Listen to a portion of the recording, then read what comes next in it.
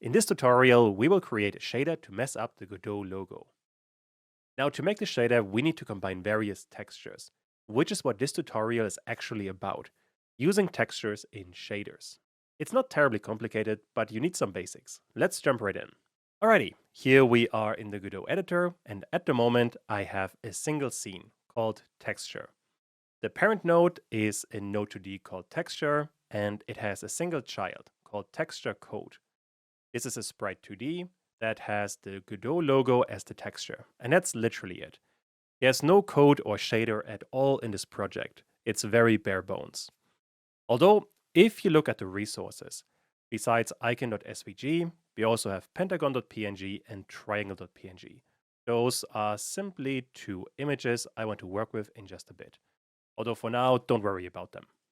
To get started, I want to get texture code, then go to material and create a new shader material. If you now click on the sphere, you can create a new shader. I want to create a code-based shader. It has to be a canvas item.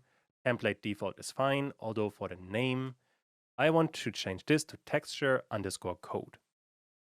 If I now click on create and click on the shader, we get the usual. So we have a shader type, a vertex shader, and a fragment shader. I only care about the fragment shader. Hence, I'm going to delete everything else.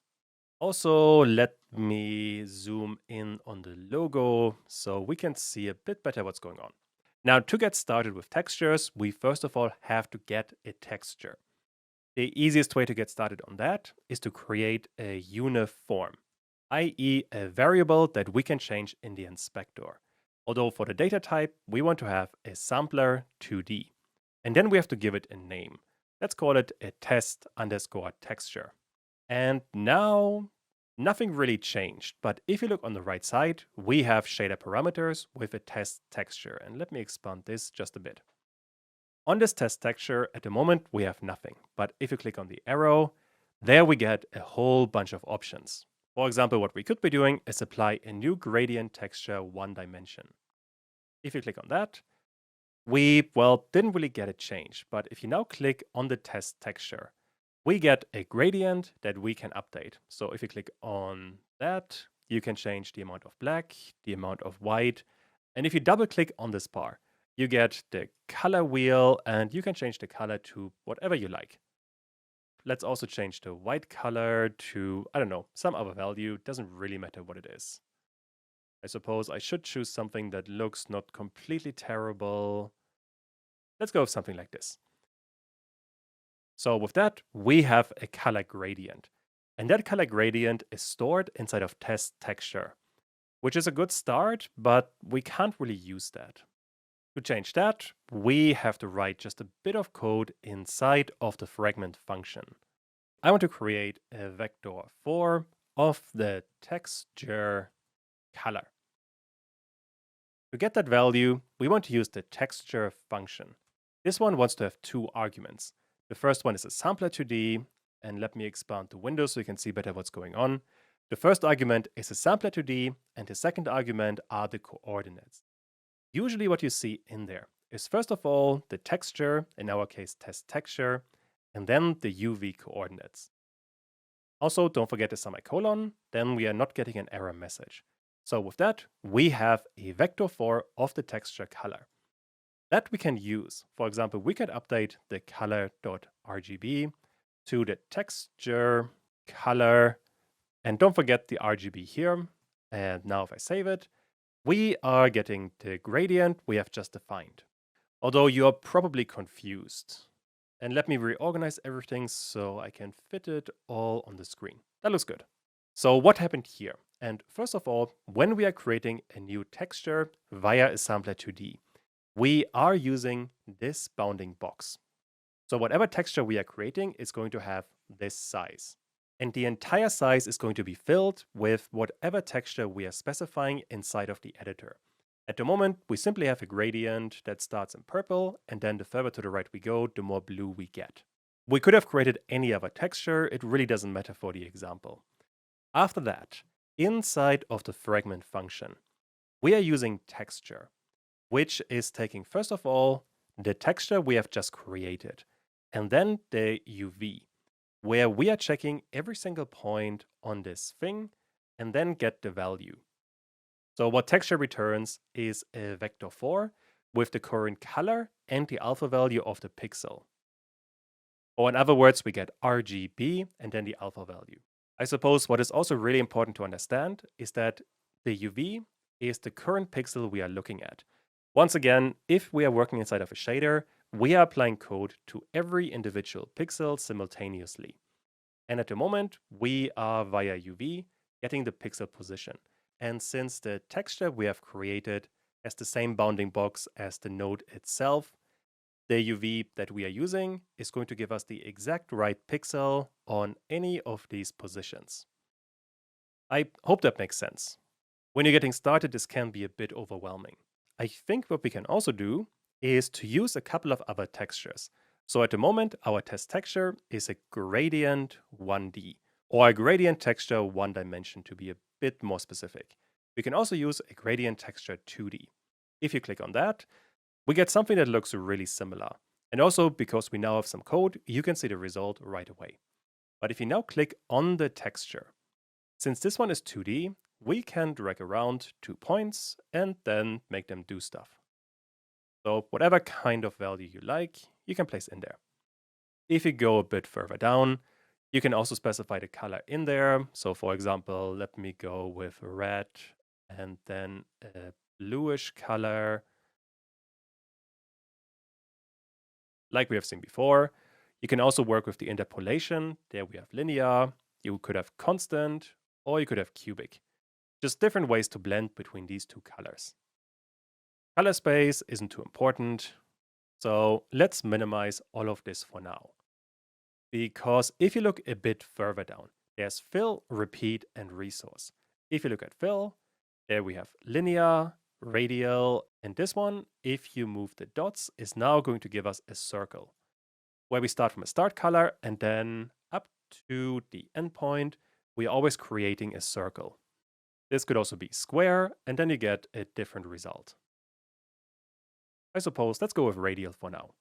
You can also specify all of these points via code if you want to have something very specific. Then we have repeat, and this one repeats it. So if you set this to simple repeat, it looks a bit weird. What you usually want is mirror repeat. Then all of this looks much better. If you want a hypnosis effect, this is what you want to go for. With that, we have a texture 2D. This is a simple gradient texture 2D. Another texture you could be using is called a canvas texture. You could also use an image texture that basically do the same thing. So if you click on canvas texture, right now we don't really get anything. But if you look on the left side, you could, for example, select a pentagon and then simply drag it into the test texture. And now we are drawing this shape. And once again, I think this is really important to mention. When we have a shader, we can get the UV coordinate, which is going to take this bounding box and then provide one position on there, which is always going to be X and Y, and it starts in the top left. And whatever texture we are creating, like the pentagon right now, is going to have the same size. That is really important because that way UV can be transferred from the original bounding box to the new image. And then we can transfer one image to the other. A good way to demonstrate that, actually, if I zoom out just a bit and then drag in the triangle as a sprite 2D. This one, by default, is twice as tall as the original image. So we have a completely different size. However, if I delete this triangle node 2D and then assign the triangle PNG to the test texture and now drag it in, now the triangle is much more compressed. So if I put the original rectangle right next to it, you can see that the shader has changed the size. When you are working with shaders, this is just something to get used to. Once again, I want to get rid of this triangle and only keep one node. So at the moment, we are getting the color of all of the pixels and then assigning those to the RGB color. And then use those to create a color for the actual node. That way, we are basically copying whatever texture we have in there. But what we could also do is use this texture as a mask. Or in other words, we want to update color.a.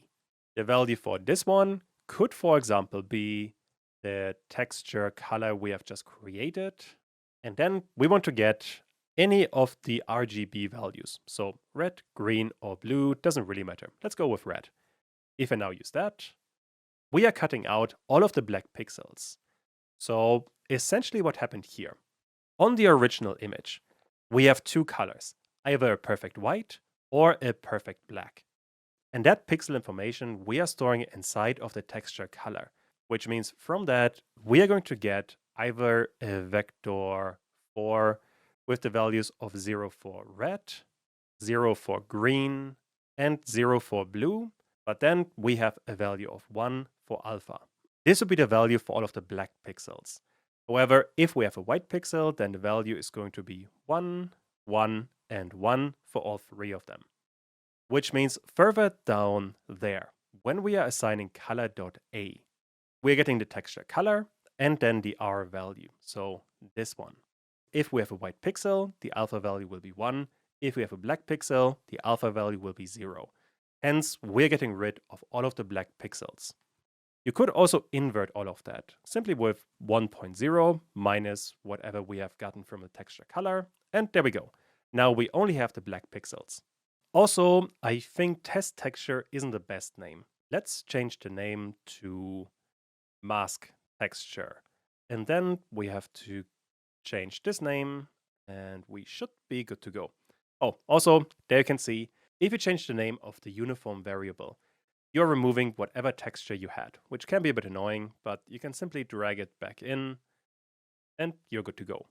There's one more texture that we can create, and this I want to store in another variable, uniform sampler 2D.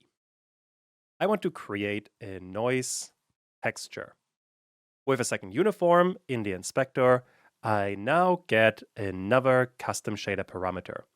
If you click on empty, we can also create a new noise texture 2D. If you click on that, by default, nothing is going to happen. To make something happen, you have to go down a bit further and then click on noise. You want to create a new fast noise light. And if you click on that, you can see we have some random noise. And this you can change quite easily. So if you want to have different kinds of random noise, you can go wild in this one. Let's say in my case, I want to have cellular. And if you go down a bit further, you can change a whole bunch of stuff in there. Let's go with something like this. And then change a few other effects. I think that looks good. Weighted strength. Just play around. There are a ton of values you could work with in here. When it comes to randomness, you can just do a lot of stuff. But other than that, at the end, we are simply getting a texture that we can work with. So inside of the shader code, we could use the noise texture inside of texture, like we have done before. If I do that, and use the noise texture inside of the texture function, save all of this, then we're getting a completely different effect. At the moment, we are simply removing all of the white color. But in the original, we only had two colors, black and white. Whereas in the noise texture, we have a whole bunch of grayish colors. Because of that, in the image, we now have a lot of different shades. But that's about it. Other than that, we are still just getting the color and the alpha value inverted of this noise texture. Also, let me minimize it so it's a bit easier to see what's going on. I suppose what we could be doing, when we are calling the texture, I want to use the mask texture. Although from this one, I only want to get the red value. Because with that, I can cut out all of this and replace texture color red. And then I can get rid of the earlier stuff. Now we are only getting the cutout. And we are retaining the original Godot color, because now we are only changing the alpha value. But what we can do afterwards is update color.rgb to, once again, we want to get our texture function, but now pass in the noise texture along with UV. Don't forget a semicolon. And now we're getting an error that we are trying to assign a vector 4 to a vector 3. To fix that, we want to add RGB at the end of the texture function. And now we can see we have the cutout and the visible pixels are coming from the noise texture. all of this updates in real time, which means if you're going to the fast noise, you can make updates, and all of this would still work perfectly fine. Let me play around with this. You can see it quite well. We are getting some really freaky effects. There's one more texture I want to talk about, but this one we don't get via uniform. It's a bit unique. Let's create another vector 4 with the color. And just as before, I want to call the texture function. But now for the sampler, in all uppercase letters, I want to pass in texture and then get UV. This texture is going to give you the texture of the node 2D, the one we have assigned to all the way in the beginning. Which means if I assign color.rgb to the color we have just created, so RGB as well, then we should get our Godot logo back. And that looks really good. And that's literally it. Via this, in all uppercase texture, you're getting the texture that was assigned to the node. Which means if you want to reset a node entirely after some kind of operation, you could simply set the color to texture, then uppercase texture and UV, and you're getting the original node 2D back. And just as a recap, there are 4 textures that you are going to use fairly often. The first one is a gradient texture. This can either be one-dimensional or two-dimensional. In either case, you are creating a gradient. Next up, we have a canvas texture. That one is just a texture you can drag in from the resources. Next up, we have a noise texture, which is a randomized image. And finally, we have an all uppercase letters texture, and this gives you the node texture. And after you have all of that, you can get the RGBA value from that texture. For that, you would want to use the texture function, which wants to have 2 arguments, the texture, and then some kind of position, i.e. you want to have X and Y. Most of the time, it's going to look something like this, where you, for example, have a noise texture, and then you use the UV coordinates. And this is what I talked about in the beginning. The size of any texture that you create or import is going to be the same as the bounding box. That way, the UVs from the original node are going to cover the entire imported image. And that's basically it. If you understand all of that, you can work with textures and then simply extract and manipulate their values. Now, with all of this, we can start working on the image I've shown in the beginning. As a matter of fact, if you could follow along so far, you should be able to make this on your own. So pause the video now and try to create a few more textures and recreate this shader. First of all, I want to get rid of the texture and texture part. So we get the stuff we had before. For the mask texture, we don't want the triangle, we want the pentagon. So I'm going to drag the pentagon into the mask texture. That's already looking better. Next up, basically what I want to do is to use all of the white pixels of the noise texture and then use those to show another texture that we have not created yet. Which means in the code, I want to create another uniform sampler 2D. Let's call it gradient texture. If I now save all of this, on the right side, we have another texture slot. And in there, I want to have a gradient texture 2D. And for this one, I basically want to have a circle shape radiating outwards. Let's start working with the position. I want the first point to be right in the center, so 0.5 and 0.5.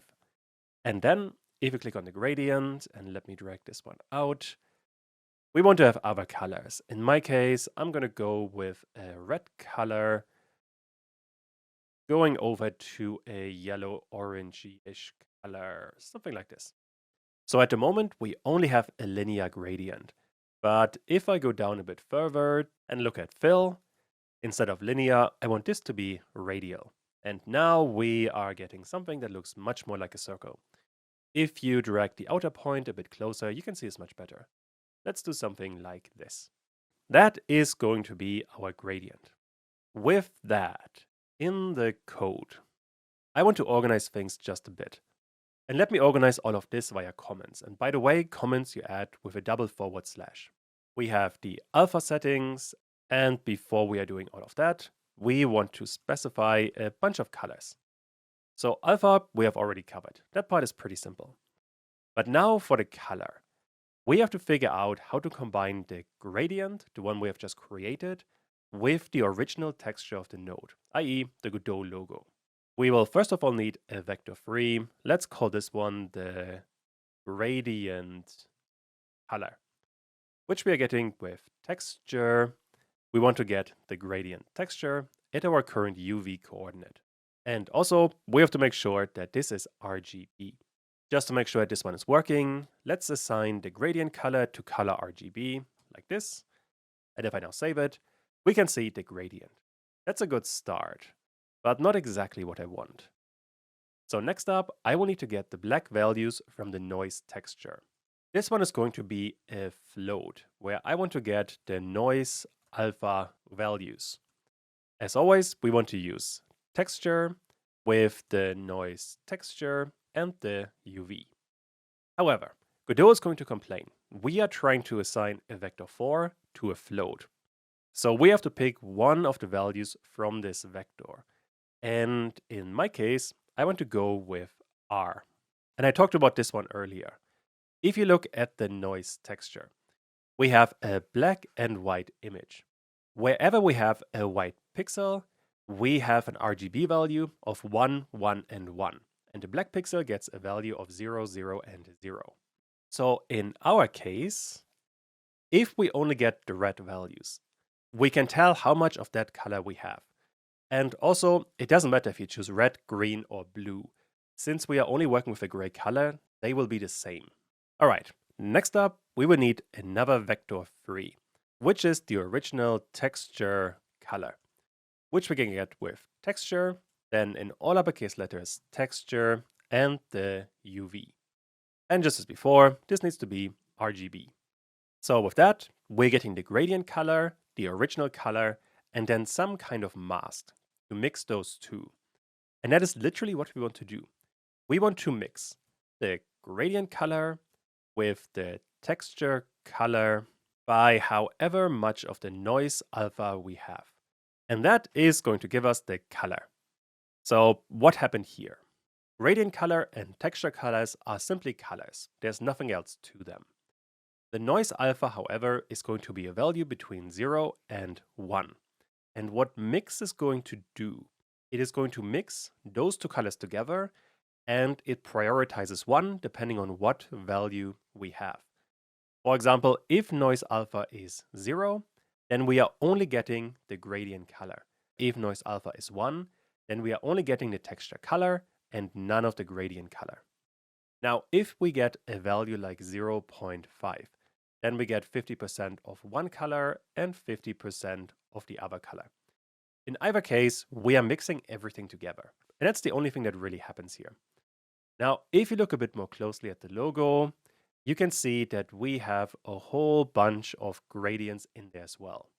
Gradients might not be the perfect word, but basically, we have the full Godot logo here, but then we have a mix of the two values around the eye.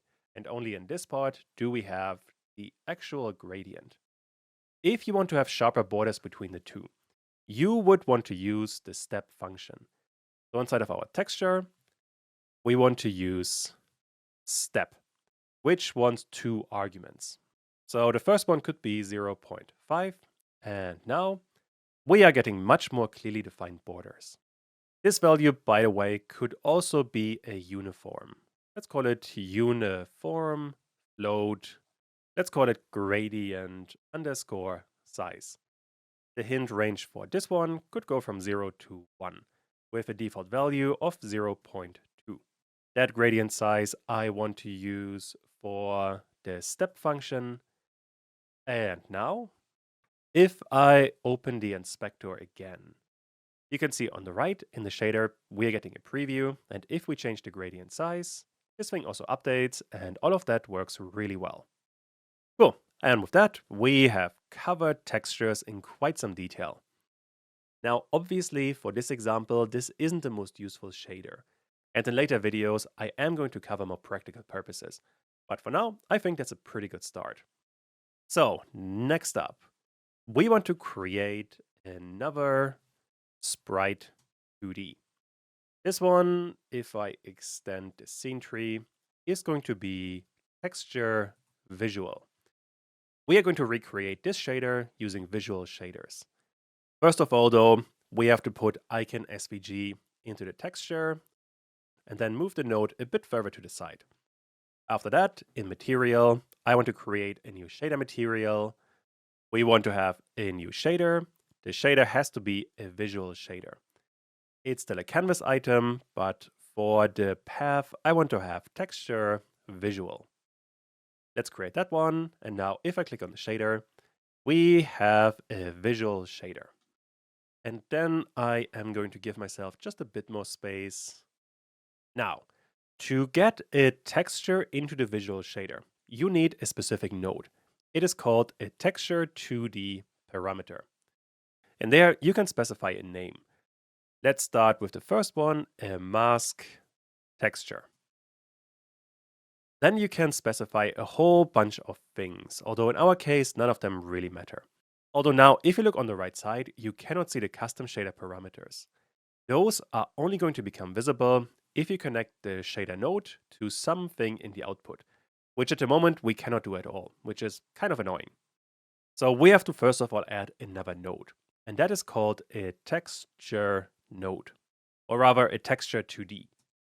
This one wants to have two arguments, a sampler, the one we are getting from the texture, and then UV. UV we have already seen, so we can simply get a UV node and then connect those two. And now by default, we are getting some warning that the sampler port is connected but not used. Consider changing the source to sampler port. That means instead of a texture, we want to have a sampler port. And then Godot is happy again. With that, we are getting some color output, or rather a vector 4 that we can use. And on the right side, we can see a shader parameter. For that, we can create a canvas texture, or we don't actually need to. If you simply drag in Pentagon PNG in there, Godot is doing the rest for you. Although if you hover over it, you can see the type is a compressed texture 2D. So if you go to the drop-down menu, we are creating this one. Although a canvas texture, a compressed texture 2D, and an image texture are really similar. But anyway, now we have a mask texture. And this one is also visible right away in the scene. That's a really good start. And if we are connecting this to the alpha, then we are getting some output. That's not terrible. However, you should be wondering now, why are we getting this cutout from this texture 2D? All that this texture 2D is exporting is a vector 4 that we are connecting to the alpha. How does that thing isolate the black color? And well, the answer is quite simple. From this texture 2D, we are getting a vector 4. And as always, we have red, green, blue, and alpha values. And when you connect a vector 4, like you are doing here, to a float value, like we are doing here, then Godot is picking the first value, so the red color in our case. If you want to be more deliberate, you could click on the color drop-down menu and then simply pick the red color. We would get the same result. And by the way, we would get the same with blue and green, although if we choose alpha, then we don't get anything, because in the mask texture, there is no alpha value. Or rather, the alpha value for all of the pixels is always going to be 1. So in our case, let's stick with red. That being said, this isn't actually what I want to do. I want to get the inverse. So in the code, we are doing 1 minus the red color value of the mask texture. We want to do the same thing for this one. And for that, Godot has a pretty useful node. It is called 1 minus. And it simply takes a value and then subtracts it from 1. Meaning, if I now connect the output from this node, we are getting the inverse. It's not exactly a complicated node. But anyway, with that, we are getting the alpha values. And right away, I want to organize things a bit because we're going to create quite a few nodes. Let me move this stuff a bit over like this. Next up, we have to create 3 more textures, which means I want to have another texture to the parameter. That is going to be for the noise underscore texture. This thing I want to copy and paste because next up we also want to have a gradient texture. Finally, let me move this one up just a bit. There's one more texture that I want, which is going to be the node texture itself. Or in other words, the texture we are getting from this line, which is the texture of the node itself. In the code, we're getting this via all uppercase letters texture. In Visual Script, we need another node for that, which is simply called texture. And make sure you are getting the fragment one with this symbol. Double click on that, and now you get another input node, which is, by the way, the same place where you are getting the UV position or the vector for color or the vertex position. Although, other than that, you can see that the output slot is yellow, meaning we are outputting a sampler 2D, or in other words, a texture. And that we can use right away with a texture 2D node, which will convert the texture into a color. For that though, we will also need the UV information and then change texture to sampler port. That feels cleaner. So with that, we have the texture. Next up, we have to create the noise texture and the gradient texture. Although I realized I have made a mistake, or rather, I could do all of this more elegantly. Basically, we are going to create a texture 2D parameter, and then we are connecting the sampler port 2D to a texture node 2D, like so. But that we don't actually have to do, because inside of the texture 2D, inside of a sampler port, we can simply create a texture right away. We don't actually need this texture 2D parameter, although you would need it if you want to have access to it from the inspector. But what you can do, if you click on empty below the texture, you're getting all of the options for the texture you want to create. Since I want to create a noise texture right now, I want to have a noise texture 2D. And on the right side, we have all of the options we have seen earlier. I want to click on noise, new fast noise light, and then create some kind of output. In my case, I want to go with cellular, and then if you click on fractal, none. Then you get this kind of effect, which we can use quite well to create some spheres. And as an output, right away in the shader visual editor, we're getting a vector 4, which we could, for example, connect to the color, and then we get the output right away. We didn't actually need this texture 2D parameter. Now, the downside of that is that we couldn't customize this texture 2D inside of the inspector. But sometimes you don't need to, so choose whatever works better for you. So, next up, for the texture 2D parameter, I want to get rid of this one and instead add another texture 2D. For the texture we want to create, it's going to be a gradient texture 2D, where we are going to specify, let's use some other colors. I guess we can use a greenish color with just a tint of orange that is then going over to a teal-ish color. Something like this looks all right. Although, once again, the exact color really does not matter. If you now go to fill, I want this thing to be radial. Or I guess we can use square for now, just to have something else. Then you want to move 1 point in the center, or rather set the position to 0.5 and 0.5. And now it is right in the center. Also, we can enable mirror repeat. And then if you move the outer point a bit closer, you're getting some interesting effect. Cool, so with that, I can minimize the gradient shader. We don't need anything of this anymore. And then we can work more inside of the visual shader. At this point, we have all the textures we need. And once again, we want to mix this texture 2D, which is the gradient, with the original texture of the node, depending on how much of the noise texture we have. Or rather, how much of a white pixel we have from this current noise texture. Which means we want to use a mix function again. And make sure you are either using mix 4 or mix 3. If you're using mix 2, you would lose some color information. Let's go with a vector 3 mix function. I want to mix the original texture with the gradient texture, depending how much of a white pixel we have in the noise texture. So from this one, we want to get the red color value. And then, if you expand the node, you get some trippy output. Let's connect that one to the color, and let's see what we get. So that is definitely an effect.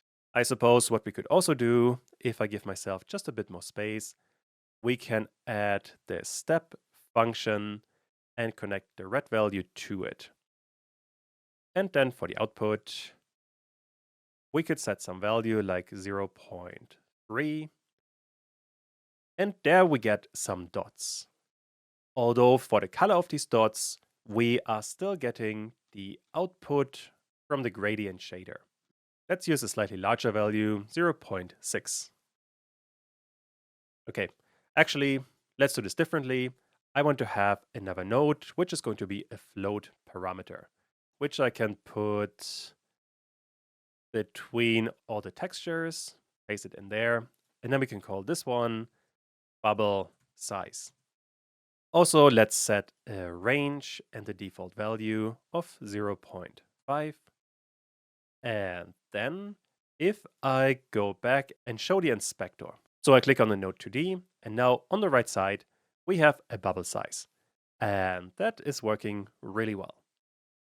Could be a fairly interesting transition, actually. And in case you're wondering, what is happening here is that this kind of texture is giving us bubbles for all practical purposes. You can actually see them. So there's a black bubble, there's a black bubble, there's another one, and so on. This is the actual information we are now using for the alpha value. Regardless, with that, we have the entire visual shader. All we have to do now is clean this thing up just a bit so it doesn't look as hideous anymore. Let's put this one like so, this one like so, and I guess we need a bit more space at the bottom. Then we can organize this like so, and there we go. I think this one is working. And once again, visual shaders, especially on a small screen, can become a pretty major issue. Now, before we finish, there's one more thing I forgot to mention, and that is, if you look at the visual shader, we do have a UV input, but we are only using it for this texture 2D and for this other texture 2D. We're not using it for this texture 2D or this texture 2D. So what is up with that? And well, we don't actually need the UV input at all. If I delete it, nothing changes. That is because the UV coordinate is the default value. Meaning if we leave this slot empty, we're getting that value already. Which is quite nice because that cleans up the entire thing quite substantially. But anyway, now we're done. I hope this video was useful.